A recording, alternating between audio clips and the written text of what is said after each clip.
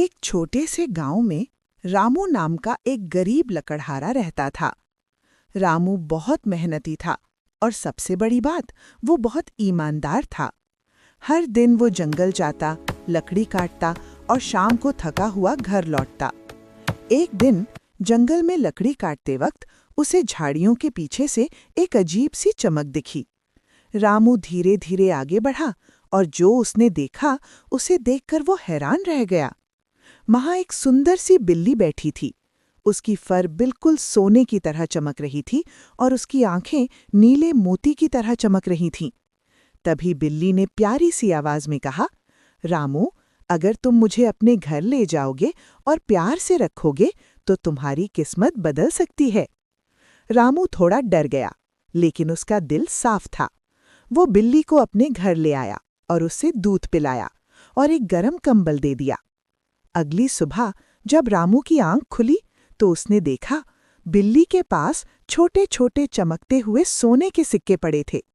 रामू खुशी से हैरान हो गया। हर दिन बिल्ली 1 या 2 सोने के सिक्के छोड़ देती, लेकिन रामू ने कभी लालच नहीं किया। उसने पैसे से अपना छोटा सा घर ठीक कराया और गांव के गरीब लोगों की मदद की। सब लोग रामू की तारीफ करने लगे, लेकिन उस गांव में एक लालची व्यापारी भी रहता था।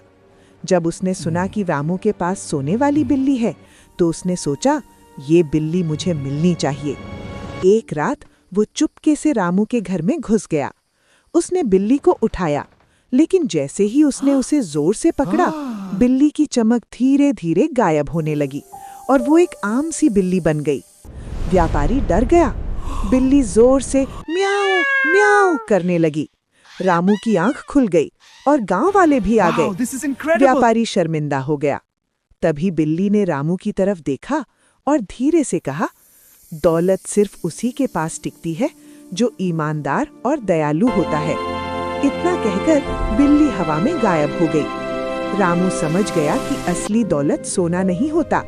असली दौलत होती है अच्छाई, ईमानदारी और प्यार।